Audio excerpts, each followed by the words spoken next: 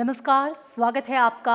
आप देख रहे हैं भारत रत्न पूर्व राष्ट्रपति प्रणब मुखर्जी के जीवन सफर पर हमारा विशेष कार्यक्रम। मैं हूं अमृता चौरसिया। पूर्व राष्ट्रपति प्रणब मुखर्जी इस दुनिया को अलविदा कह गए और अपने पीछे छोड़ गए कभी न भूलने वाली एक महान राजनीतिक विरासत। विलक्षण प्रतिभा के धनी, सौम्य और उदार व्यक्तित्व से परिपूर्ण, सभी के साथ सामंजस्य बनाकर चलने की अनूठी कला में माहिर, हर दिल अजीज प्रणब मुखर्जी को प्यार से प्रणब दा के नाम से भी पुकारा जाता था। 5 बार राज्यसभा सदस्य और 2 बार लोकसभा सदस्य रहे प्रणब मुखर्जी ने कई महत्वपूर्ण मंत्रालयों की जिम्मेदारी का बखूबी निर्वहन किया। आइए याद करते हैं प्रणब दा को।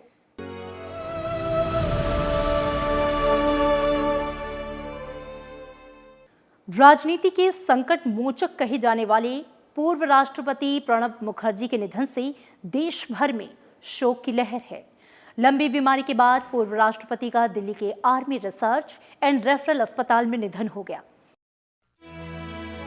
भारतीय सियासत के दिग्गज नेताओं में शुमार रहे प्रणब मुखर्जी दुनिया से चले गए।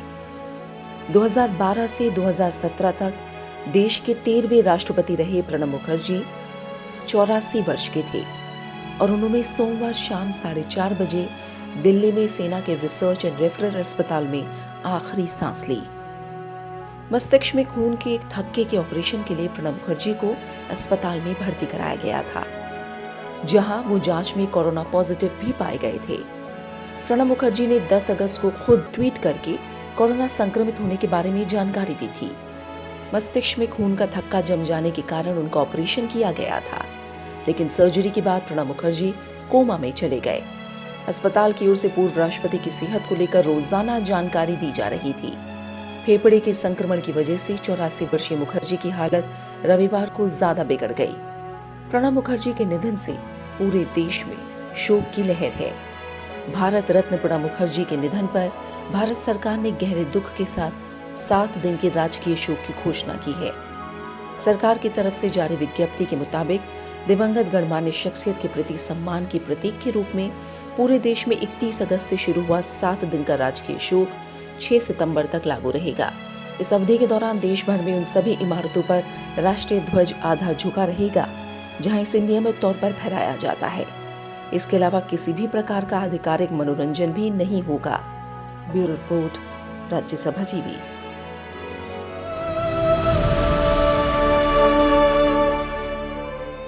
प्रणब मुखर्जी के अंतिम दर्शन के लिए राजाजी मार्ग स्थित आवास पर उनका पार्थिव शरीर रखा गया। राष्ट्रपति, उपराष्ट्रपति और प्रधानमंत्री समेत कई गणमान्य व्यक्तियों ने पूर्व राष्ट्रपति को श्रद्धा सुमन अर्पित किए। लोकसभा अध्यक्ष ने भी प्रणब मुखर्जी को उनके आवास पहुंचकर श्रद्धांजलि अर्पित की और अंतिम दर्शन किए। राष्ट्रपति रामनाथ कोविंद ने पूर्व राष्ट्रपति प्रणब मुखर्जी को उनके आवास 10 राजाजी मार्ग पर श्रद्धांजलि अर्पित की। उपराष्ट्रपति एम वेंकैया नायडू ने पूर्व राष्ट्रपति प्रणब मुखर्जी को उनके आवास पहुंचकर 10 राजाजी मार्ग पर श्रद्धा सुमन अर्पित किए। प्रधानमंत्री नरेंद्र मोदी ने पूर्व राष्ट्रपति प्रणब मुखर्जी के अंतिम दर्शन किए और उन्हें राजाजी मार्ग स्थित आवास पर श्रद्धांजलि दी।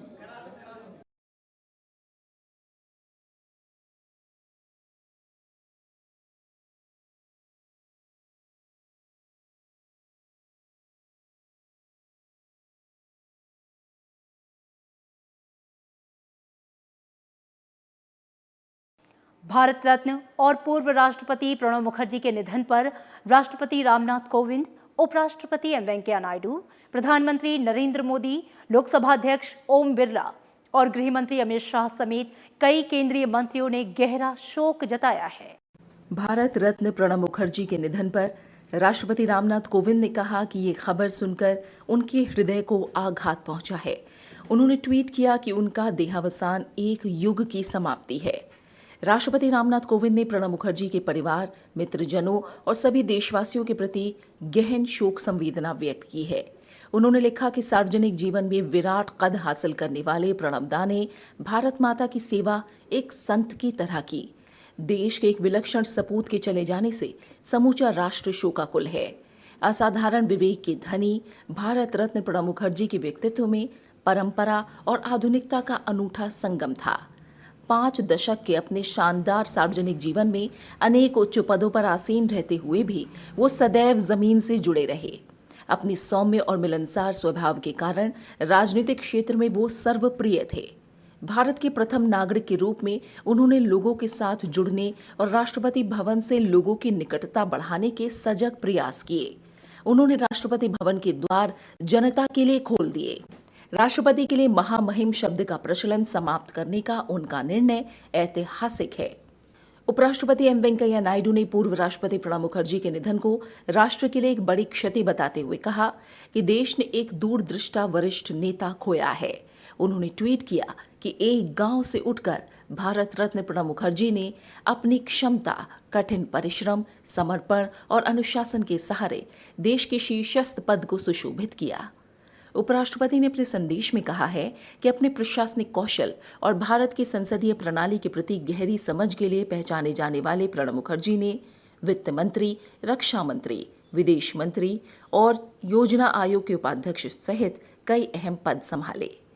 राष्ट्रपति के रूप में उन्होंने राष्ट्रपति भवन में नवाचार कार्यक्रमों में भागीदारी के लिए लोगों को प्रोत्साहित किया। वो संसदीय प्रक्रियाओं, समकालीन राजनीति और अन्य मामलों के इंसाइक्लोपीडिया थे और उन्हें उनके विद्वतापूर्ण ज्ञान के लिए जाना जाता था। वो एक उत्कृष्ट सांसद थे और उन्हें उनके व्यक्तित्व कौशल के लिए जाना जाता था। उनकी अभूतपूर्व स्मृति और मुद्दों पर पकड़ शानदार थी। उन्होंने लोकतंत्र और विभिन्न संस्थानों को मजबूत बनाने में खासी दिलचस्पी ली। वो निर्विवाद शख्सियतों में से एक थे और उन्हें राजनीति में हर किसी से संपर्क में उपयोग किया जाता था। उनकी मृत्यु के साथ भारत ने एक बेहतरीन नेता खो दिया है। प्रधानमंत्री नरेंद्र मोदी ने पूर्व राष्ट्रपति और भारत रत्न प्रणब मुखर्जी के निधन पर गहरा दुख जताया है। उन्होंने ट्वीट किया कि भारत रत्न प्रणब मुखर्जी के निधन से पूरे देश में शोक की लहर है। उन्होंने कहा कि पूर्व राष्ट्रपति का सम्मान देश के हर एक वर्ग में था। प्रधानमंत्री ने कहा कि प्रणब मुखर्जी ने राष्ट्र के विकास पथ पर एक अमिट छाप छोड़ी है और दशकों तक चले अपने राजनीतिक जीवन के दौरान उन्होंने प्रमुख आर्थिक और रणनीतिक मंत्रालयों में लंबे समय तक योगदान दिया। प्रधानमंत्री नरेंद्र मोदी ने साल 2014 का जिक्र करते हुए कहा कि उन्हें दिल्ली में पहले दिन से पूर्व राष्ट्रपति प्रणब मुखर्जी का मार्गदर्शन, समर्थन और आशीर्वाद मिलता रहा और वो उनके साथ हुई बातचीत को हमेशा याद रखेंगे। लोकसभा अध्यक्ष ओम बिरला ने पूर्व राष्ट्रपति भारत रत्न प्रणब मुखर्जी के निधन पर शोक व्यक्त किया है। अपने संदेश में लोकसभा अध्यक्ष ने कहा है कि 5 दशक से भी अधिक के अपने सार्वजनिक जीवन में उन्होंने देश की अनुकरणीय सेवा की। संसदीय और प्रशासनिक क्षेत्र में उनका अनुभव बेजोड़ था और कार्यशैली अनूठी थी। व्यक्तिगत संबंधों में राजनीतिक जुड़ाव को उन्होंने कभी बाधा नहीं बनने दिया। इस खूबी के कारण वो जटिल विषयों में भी राजनीतिक सहमति बनाने में सफल हो पाते थे। उनका कुशल मार्गदर्शन में देश के अनेक महत्वपूर्ण नीतियों का निर्धारण हुआ जो आज भी पथ प्रदर्शित करती हैं। भारत रत्न पूर्व राष्ट्रपति श्री प्रणब मुखर्जी के निधन पर मैं शोक व्यक्त करता हूँ। 5 दशक से भी अधिक अपने सार्वजनिक जीवनों में उन्होंने देश की अनुकरणीय सेवा की है। संसदीय व प्रशासनिक क्षेत्र में उनका अनुभव बेजोड़ था जो उनकी कार्यशैली में स्पष्ट परिलक्षित होता था। व्यक्तिगत संबंधों में राजनीतिक जुड़ाव को उन्होंने कभी बाधा नहीं बनने दिया। व्यक्तित्व की इसी खूबी के कारण वे जटिल विषयों में भी राजनीतिक सहमति बनाने में सफल हो पाते थे। उनका कुशल मार्गदर्शन देश में अनेक महत्वपूर्ण नीतियों का निर्धारण हुआ जो आज भी पथ प्रदर्शित करती है। गृह मंत्री अमित शाह ने ट्वीट किया कि पूर्व राष्ट्रपति प्रणब मुखर्जी के जीवन को मातृभूमि के लिए योगदान और सेवा के लिए याद किया जाएगा। उनके निधन ने भारतीय राजनीति में एक बहुत बड़ा शून्य पैदा किया है और उनकी संवेदनाएं परिवार के साथ है। Bureau report, Rajya Sabha TV. Congress party ने प्रणब मुखर्जी के निधन पर शोक जताते हुए उन्हें महान राजनेता बताया। पूर्व प्रधानमंत्री मनमोहन सिंह ने कहा कि उनके निधन से देश ने आजाद भारत के महान नेताओं में से एक को खो दिया है। पूर्व राष्ट्रपति प्रणब मुखर्जी के निधन पर कांग्रेस पार्टी के तमाम नेताओं ने गहरा शोक जताया है। प्रणब मुखर्जी के निधन पर पूर्व प्रधानमंत्री मनमोहन सिंह ने शोक व्यक्त करते हुए कहा कि उनके निधन से देश ने आजाद भारत के महान नेताओं में से एक को खो दिया। उन्होंने कहा कि भारत सरकार में हम दोनों ने बेहद नज़दीकी के साथ काम किया। उनकी महान बुद्धि, विशाल ज्ञान और सार्वजनिक मामलों के उनके अनुभव पर मैं निर्भर था।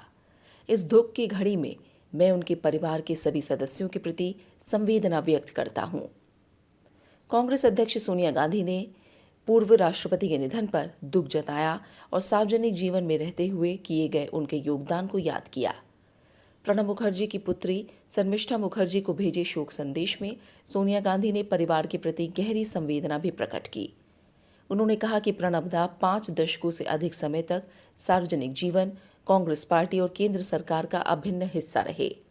उन्होंने हर पद पर आसीन होने के साथ उसे सुशोभित करने का काम किया और अपने साथियों के साथ उनकी वास्तव में घनिष्ठता थी। उनका पिछले 50 वर्षों से अधिक का जीवन भारत के 50 वर्षों के इतिहास को प्रतिबिंबित करता है। सोनिया गांधी ने कहा कि प्रणब मुखर्जी ने कैबिनेट मंत्री, सांसद और राष्ट्रपति के तौर पर देश के लिए कई महत्वपूर्ण भूमिकाएं निभाईं। उनके साथ काम करने को लेकर मेरी निजी तौर पर बहुत सारी सुखद यादें हैं। कांग्रेस पार्टी उनके निधन पर गहरा शोक प्रकट करती है और उनकी स्मृति का सदैव सम्मान करेगी। कांग्रेस नेता राहुल गांधी ने पूर्व राष्ट्रपति प्रणब मुखर्जी के निधन पर दुख जताया और उनके परिवार और मित्रों के प्रति संवेदना प्रकट की। उन्होंने ट्वीट करके कहा कि हमारे पूर्व राष्ट्रपति प्रणब मुखर्जी जी के दुखद निधन की खबर मिली। देश बहुत दुखी है। मैं उन्हें श्रद्धांजलि अर्पित करने में खुद को देश के साथ जोड़ता हूं। उनके परिवार और मित्रों के प्रति मेरी गहरी संवेदना है। वहीं पार्टी के वरिष्ठ नेता और पूर्व वित्त मंत्री पी चिदम्बरम ने पूर्व राष्ट्रपति के निधन पर दुख जताया और कहा कि प्रणब मुखर्जी एक महान राजनेता थे और उनके जाने से देश को बहुत बड़ी क्षति हुई है। उन्हें अर्थव्यवस्था से लेकर आम आदमी से जुड़े मुद्दों की गहरी समझ थी। उनके योगदान के लिए देश उनका सदैव ऋणी रहेगा। कांग्रेस नेता कपिल सिब्बल ने कहा कि कांग्रेस पार्टी में प्रणब मुखर्जी का योगदान इतिहास के सुनहरे अक्षरों में लिखा जाएगा। वो अपने आप में एक एनसाइक्लोपीडिया थे। ऐसे शख्स राजनीति में बहुत कम दिखते हैं। कांग्रेस पार्टी के वो भीष्म पितामह थे। उनकी सहमति के बिना कांग्रेस पार्टी कोई फैसला नहीं ले सकती थी। कांग्रेस नेता गुलाम नबी आज़ाद ने शोक जताते हुए कहा कि प्रणब मुखर्जी जी के निधन पर बहुत दुख हुआ है।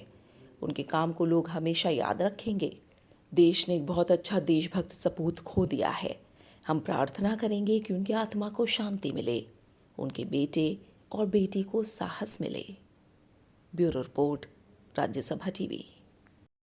विभिन्न राज्यों के राज्यपालों, मुख्यमंत्रियों और नेताओं ने प्रणब मुखर्जी के निधन पर शोक व्यक्त किया और उनके साथ अपने अनुभवों को याद किया। पूर्व प्रधानमंत्री एच.डी. देवेगौड़ा ने प्रणब मुखर्जी के निधन पर शोक व्यक्त किया। उन्होंने अपने ट्वीट में कहा कि भारत के पूर्व राष्ट्रपति प्रणब मुखर्जी के निधन की खबर सुनकर दुखी हूं। मैं हमेशा उनकी बुद्धिमत्ता के साथ कड़ी मेहनत को देखकर प्रशंसा करता था। उत्तर प्रदेश की राज्यपाल आनंदीबेन ने कहा कि ऐसे महान व्यक्ति का निधन वास्तव में देश के आर्थिक और राजनीतिक क्षेत्र के लिए अपूरणीय क्षति है। उत्तर प्रदेश के मुख्यमंत्री योगी आदित्यनाथ ने एक ट्वीट करके कहा, ये पूर्व राष्ट्रपति भारत रत्न प्रणब मुखर्जी जी का निधन राष्ट्र के लिए अपूरणीय क्षति है। वो सार्वजनिक जीवन में शुचिता, पारदर्शिता और स्पष्टवादिता की प्रतिमूर्ति थे। राजस्थान के मुख्यमंत्री अशोक गहलोत ने प्रणब मुखर्जी के निधन पर शोक जताते हुए ट्वीट किया कि देश ने एक महान नेता, विचारक और राजनेता खो दिया। उनका पूरा जीवन देश की सेवा को समर्पित रहा। तेलंगाना के मुख्यमंत्री के चंद्रशेखर राव ने कहा कि प्रणब मुखर्जी की तेलंगाना मुद्दे से विशेष आत्मीयता थी। आंध्र प्रदेश के राज्यपाल विश्वभूषण हरिचंदन ने मुखर्जी के निधन पर शोक व्यक्त करते हुए 13वें राष्ट्रपति के तौर पर उनके योगदान को याद किया। आंध्र प्रदेश के मुख्यमंत्री वाईएसआर जगनमोहन रेड्डी ने कहा कि प्रणब मुखर्जी का दुर्भाग्यपूर्ण निधन राष्ट्र के लिए बड़ी क्षति है। 5 दशक तक राष्ट्र की प्रगति में उनके अमूल्य योगदान को हमेशा गर्व से याद किया जाएगा। कर्नाटक के मुख्यमंत्री बीएस येदियुरप्पा ने 5 दशक के राजनीतिक करियर में विभिन्न अहम पदों पर रहते हुए उनके कार्यों को याद किया। पुदुचेरी के मुख्यमंत्री वी नारायणसामी ने कहा कि प्रणब मुखर्जी एक सक्षम प्रशासक थे और उन्होंने अपनी क्षमता दोनों जगह केंद्रीय मंत्री और राष्ट्रपति रहते हुए दिखाई। महाराष्ट्र के राज्यपाल भगत सिंह कोश्यारी ने कहा कि प्रणब मुखर्जी ने भारत के संसदीय लोकतंत्र को मजबूत करने के लिए अहम योगदान दिया। महाराष्ट्र के मुख्यमंत्री उद्धव ठाकरे ने मुखर्जी दा को महान राजनेता करार दिया। तमिलनाडु के मुख्यमंत्री E.K. पलनीसामी ने कहा कि मुखर्जी ने उन सभी पदों के लिए सम्मान अर्जित किया जिन्हें उन्होंने ग्रहण किया। मध्य प्रदेश के मुख्यमंत्री शिवराज सिंह चौहान ने ट्वीट किया है कि भारत के पूर्व राष्ट्रपति प्रणब मुखर्जी के निधन का समाचार सुनकर अत्यंत दुख हुआ। आज मां भारती ने अपने गुणी और राष्ट्र के लिए समर्पित पुत्र को खो दिया। पश्चिम बंगाल के राज्यपाल जगदीप धनखड़ और मुख्यमंत्री ममता बनर्जी ने पूर्व राष्ट्रपति प्रणब मुखर्जी के निधन पर गहरा शोक व्यक्त किया और उनके परिवार के प्रति संवेदना व्यक्त की और कहा कि उनके निधन के साथ एक युग का अंत हो गया है। ओडिशा के मुख्यमंत्री नवीन पटनायक ने पूर्व राष्ट्रपति के निधन पर शोक व्यक्त करते हुए कहा कि उनमें आम सहमति बनाने की असाधारण प्रतिभा थी। Bureau report, Rajya Sabha TV. Bharat Ratna और पूर्व राष्ट्रपति प्रणब मुखर्जी के निधन पर राष्ट्रीय नेताओं के साथ अंतर्राष्ट्रीय नेताओं ने दुख जताया, उनके योगदान को याद किया। इसमें रूस, अमेरिका, श्रीलंका, नेपाल, भूटान जैसे देश शामिल हैं। पूर्व राष्ट्रपति प्रणब मुखर्जी के निधन पर रूस के राष्ट्रपति व्लादिमीर पुतिन ने शोक जताया है। राष्ट्रपति रामनाथ कोविंद और प्रधानमंत्री नरेंद्र मोदी को भेजे अपने शोक संदेश में उन्होंने प्रणब दा के निधन पर गहरा शोक जताया। अमेरिकी राजदूत केनेथ जस्टर ने पूर्व राष्ट्रपति प्रणब मुखर्जी के निधन पर शोक जताया। उन्होंने ट्वीट किया कि समाज सेवा के अपने लंबे करियर में प्रणब मुखर्जी ने भारत अमेरिका के रिश्तों को मजबूत करने में योगदान दिया। श्रीलंका के प्रधानमंत्री महिंदा राजपक्षे ने ट्वीट किया कि वो एक राजनेता के रूप में उत्कृष्ट थे, एक लेखक और एक व्यक्ति जो सभी से प्यार करते थे। जिस जुनून के साथ उन्होंने अपने देश की सेवा की वो अद्वितीय है। प्रणब दा की काफी करीबी बांग्लादेश के प्रधानमंत्री शेख हसीना ने प्रधानमंत्री को पत्र लिखकर शोक व्यक्त किया है। यही नहीं, उनके निधन पर बांग्लादेश में एक दिन के राष्ट्रीय शोक का ऐलान किया गया है। नेपाल के प्रधानमंत्री के.पी. शर्मा ओली ने पूर्व राष्ट्रपति प्रणब मुखर्जी के निधन पर शोक व्यक्त करते हुए कहा है कि नेपाल ने एक महान दोस्त खो दिया। हम उन्हें सार्वजनिक जीवन की विभिन्न क्षमताओं में नेपाल भारत संबंधों को मजबूत करने में उनके योगदान को याद करते हैं। भूटान के प्रधानमंत्री लोटाय शेरिंग ने पूर्व राष्ट्रपति प्रणब मुखर्जी के निधन पर शोक जताया।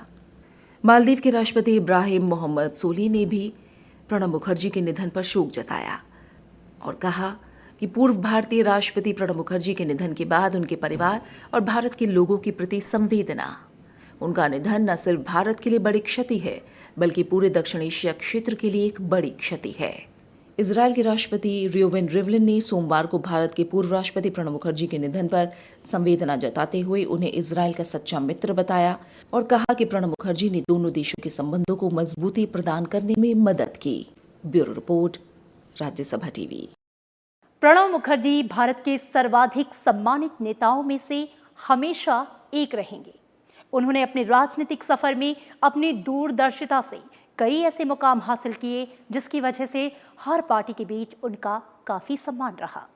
प्रणब मुखर्जी 5 दशक से ज्यादा वक्त तक राजनीतिक जगत के अहम स्तंभ रहे। कांग्रेस पार्टी के अहम चेहरे रहे प्रणब मुखर्जी उन नेताओं में गिने जाते थे जिन्हें स्टेट्समैन कहा गया। भारतीय राजनीति के अनमोल सितारों में से एक प्रणब दा भारतीय राजनीतिक पटल के चंद दिग्गज नेताओं में शुमार थे। प्रणब मुखर्जी 50 साल से ज्यादा का राजनीतिक अनुभव, केंद्र सरकार में कई अहम जिम्मेदारियों को निभाने वाले प्रणब दा। ऐसे तो प्रणब मुखर्जी कांग्रेस के नेता रहे, लेकिन हर दल के बीच उनका सम्मान था। उन्होंने सार्वजनिक जीवन में एक विराट कद हासिल किया, जहां पहुंचना हर राजनेता का सपना होता है। प्रणब मुखर्जी एक ऐसे नेता थे जिन्होंने शुरुआत भले ही छोटी की, लेकिन कठिन परिश्रम, अनुशासन और समर्पण के दम पर देश से सबसे ऊंचे संवैधानिक पद पर पहुंचे। बंगाल के वीरभूम में जन्मे प्रणब मुखर्जी बचपन से ही विलक्षण और अपनी धुन में रमने वाले व्यक्ति थे। भारत रत्न से सुशोभित प्रणब मुखर्जी का जन्म 11 दिसंबर 1935 को बंगाली ब्राह्मण परिवार में कामदा किंकर मुखर्जी और राजलक्ष्मी मुखर्जी के घर हुआ था।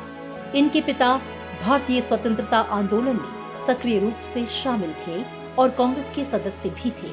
प्रणब मुखर्जी की शुरुआती शिक्षा स्थानीय स्कूल में हुई और उच्च शिक्षा के लिए वो कलकत्ता आ गए। कलकत्ता विश्वविद्यालय से उन्होंने इतिहास और राजनीति विज्ञान में स्नातकोत्तर और कानून की डिग्री हासिल की।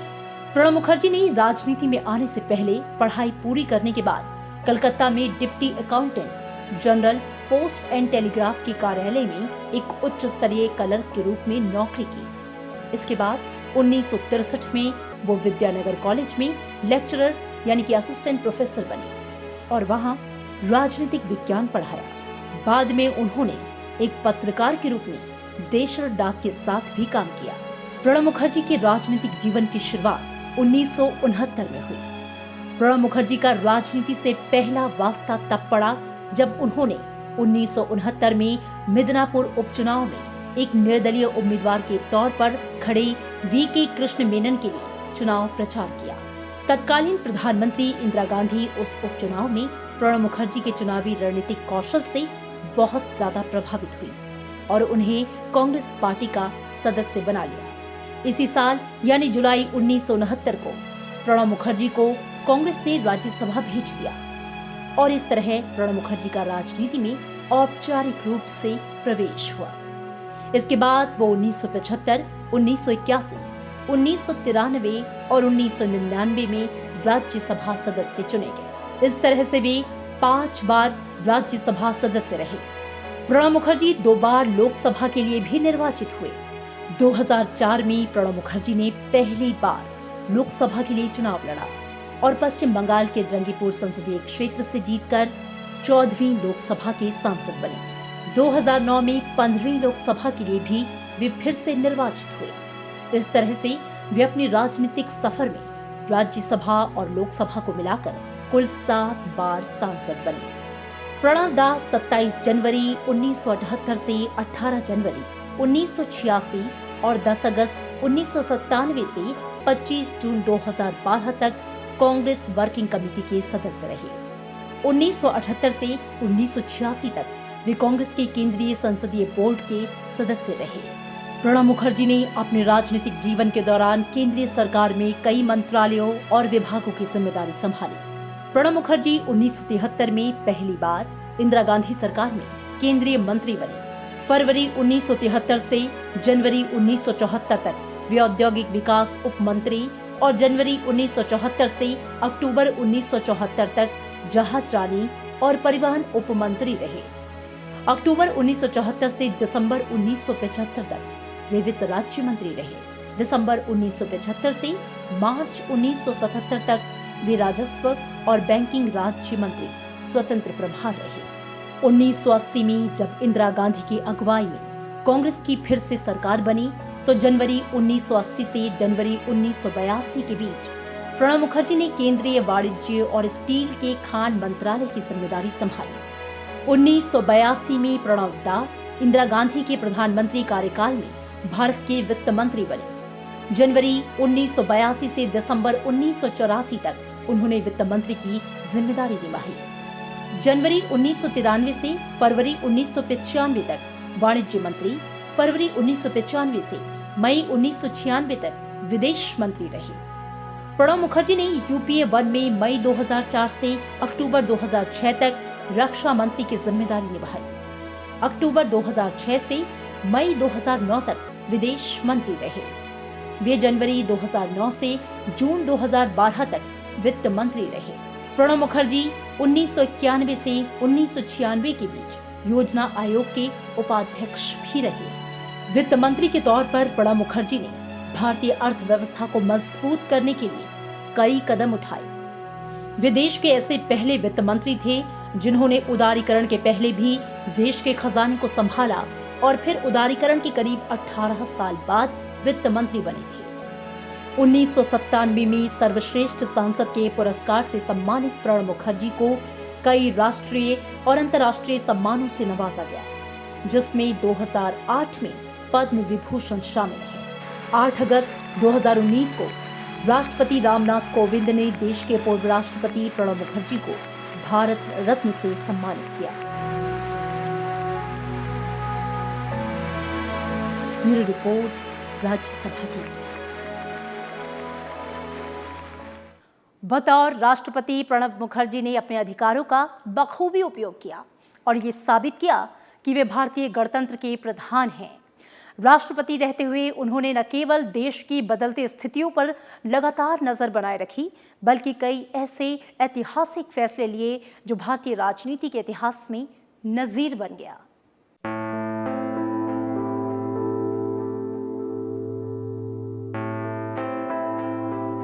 केंद्र की राजनीति में दशकों का सफर तय करने के बाद जुलाई 2012 में देश के 13वें राष्ट्रपति के तौर पर प्रणब मुखर्जी का कार्यकाल काफी हद तक गैर विवादास्पद और सरकार से बिना किसी टकराव वाला रहा। प्रणब मुखर्जी ने अपने कार्यकाल में कई फैसले लीक से हट कर लिए। सबसे बड़ी बात तो यही रही कि राष्ट्रपति पद के साथ औपचारिक तौर पर लगाए जाने वाले औपनिवेशिक काल के हिज एक्सीलेंसी या महामहिम जैसे आदर सूचक शब्दों को उनके ही प्रयासों से प्रोटोकॉल से हटाया गया। आमतौर पर राष्ट्रपति को भेजी गई दया याचिकाएं काफी समय तक लंबित रहती थीं, लेकिन प्रणब मुखर्जी कई आतंकवादियों की फांसी की सजा पर तुरंत फैसले लेने के लिए याद किए जाएंगे। मुंबई हमले के दोषी अजमल कसाब और संसद हमले के दोषी अफजल गुरु की फांसी की सजा पर मुहर लगाने में प्रणब मुखर्जी ने बिल्कुल देर नहीं लगाई। उन्होंने याकूब मेनन की मौत की सजा पर भी मुहर लगाई। प्रणब मुखर्जी ने हत्या और बलात्कार के दोषी पाए गए 28 लोगों की फांसी की सजा को बरकरार रखा। अपने कार्यकाल में उन्होंने 4 लोगों को क्षमादान भी दिया। प्रधानमंत्री की विशेष पहल पर उन्होंने शिक्षक दिवस पर राष्ट्रपति भवन परिसर में बने स्कूल में छात्रों को पढ़ाया भी। प्रणब मुखर्जी ने राष्ट्रपति भवन में एक संग्रहालय का भी निर्माण करवाया, जहां आम लोग अपनी इस विरासत और राष्ट्रपति भवन के एक निश्चित हिस्से को भी देख सकते हैं। इसमें दृष्टि बाधित और दिव्यांगों के लिए खास प्रबंध किए गए। राष्ट्र के संवैधानिक प्रमुख के रूप में उन्होंने प्रदेश के राज्यपालों के सम्मेलन बुलाए और कई बार वीडियो कॉन्फ्रेंसिंग के जरिए भी उनसे जुड़े। राष्ट्रपति के तौर पर 5 साल के अपने कार्यकाल के दौरान प्रणब मुखर्जी ने राजनीतिक जुड़ाव से दूर रहकर काम किया। कानून, सरकारी कामकाज की प्रक्रियाओं और संविधान की बारीकियों की बेहतरीन समझ रखने वाले प्रणब दा की 2014 के बाद मोदी सरकार से काफी अच्छे संबंध रहे। प्रधानमंत्री मोदी ने प्रणब मुखर्जी से अपने भावनात्मक जुड़ाव का उल्लेख करते हुए कहा भी है कि प्रणब दा ने उनका ऐसे ख्याल रखा जैसे कोई पिता अपने बेटे का रखता है। बतौर राष्ट्रपति बिना किसी पूर्वाग्रह और लाग लपेट के जहां उन्होंने कई बार सरकार को सलाह दी, वहीं संसद में विपक्ष के शोर शराबे और कामकाज में रुकावट पर उन्हें नसीहत देना भी नहीं भूले। पूर्व राष्ट्रपति प्रणब मुखर्जी को उनकी विद्वता और शालीन व्यक्तित्व के साथ ही जनता के राष्ट्रपति के रूप में अपनी पहचान बनाने और राष्ट्रपति भवन को जनता के निकट ले जाने के लिए उठाए गए कदमों के लिए भी याद किया जाएगा। Bureau report, Rajya Sabha TV.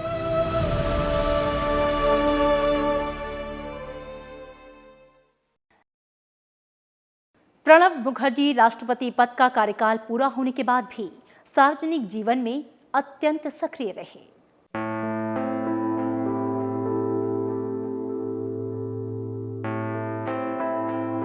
Pranab Mukherjee ने देश के सर्वोच्च पद पर रहते हुए तो अपने कार्यों और निर्णय से राष्ट्रपति पद की गरिमा बढ़ाई, लेकिन राष्ट्रपति का कार्यकाल पूरा होने के बाद भी सार्वजनिक जीवन में बेहद ऊर्जावान रहे। 2017 में राष्ट्रपति पद से सेवानिवृत्ति होने के बाद 10 राजाजी मार्ग स्थित उनका आवास उनकी सार्वजनिक गतिविधियों का केंद्र बन गया। यहाँ वो लोगों से मिलते, उनसे संवाद करते थे। स्वयं प्रधानमंत्री नरेंद्र मोदी भी कई बार उनका हालचाल पूछने के लिए जाया करते थे। तब दिनचर्या के अनुसार अपना जीवन जीने वाले प्रणब दा किताबें पढ़ने में भी काफी वक्त गुजारते थे। साथ ही कई कार्यक्रमों में वो लगातार शिरकत करते अपने निरंतरता का एहसास कराया करते थे। राष्ट्रीय स्वयंसेवक संघ के सेवा कार्यों से प्रभावित होकर अपनी परंपरागत छवि के विपरीत साल 2018 में पूर्व राष्ट्रपति प्रणब मुखर्जी ने राष्ट्रीय स्वयंसेवक संघ के मुख्यालय नागपुर में तृतीय वर्ष संघ शिक्षा वर्ग के समापन समारोह में हिस्सा लेकर जता दिया कि विचारों में जड़ता नहीं होनी चाहिए, बल्कि निरंतरता जरूरी है। संघ के दीक्षांत समारोह के मंच पर जब प्रणब मुखर्जी खड़े हुए तो उनके भाषण का सभी को इंतजार था। सवाल था कि आखिर पूर्व राष्ट्रपति संघ संगठन के मंच से क्या बात करेंगे।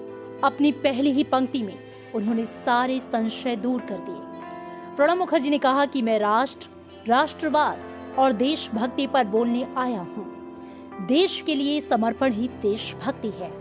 हमारे संविधान में राष्ट्रवाद की भावना बहती है। राष्ट्रपति पद का कार्यकाल खत्म होने के बाद पूर्व राष्ट्रपति प्रणब मुखर्जी ने अनेक कार्यक्रमों में शिरकत की। उनका आखिरी सार्वजनिक कार्यक्रम 23 फरवरी को दिल्ली में हुई भारतीय छात्र संसद थी, जिसमें वो बतौर मुख्य अतिथि आमंत्रित थे। ये उनका वो आखिरी ट्वीट था जो उन्होंने अपने किसी सार्वजनिक समारोह में अपनी मौजूदगी को लेकर फोटो के साथ शेयर किया। पूर्व राष्ट्रपति ट्विटर पर काफी सक्रिय रहते थे। वो ट्विटर का उपयोग अक्सर नेताओं या अपने जानने वालों के निधन पर अपनी संवेदनाएं प्रकट करने या फिर पर्व व त्योहार या जन्मदिन जैसे विशेष मौकों पर लोगों तक अपनी शुभकामनाएं प्रेषित करने के लिए किया करते थे। यही वजह है उनका आखिरी क्षणों का उनका जनता से जुड़ाव बना रहा। पूर्व राष्ट्रपति ने 10 अगस्त को ट्विटर का इस्तेमाल करते हुए दुनिया को ये सूचना दी कि वे कोविड-19 से संक्रमित हो गए हैं। समकालीन भारतीय राजनीति में इंसाइक्लोपीडिया माने जाने वाले पूर्व राष्ट्रपति प्रणब मुखर्जी लोकतांत्रिक और संवैधानिक मर्यादाओं की लक्ष्मण रेखा के पैरोकार राजनेताओं की पीढ़ी के आखिरी स्तंभ थे। Bureau report, Rajya Sabha TV. Bharat Ratna पूर्व राष्ट्रपति प्रणब मुखर्जी पर हमारे इस खास पेशकश में इतना ही। दीजिए इजाजत, नमस्कार।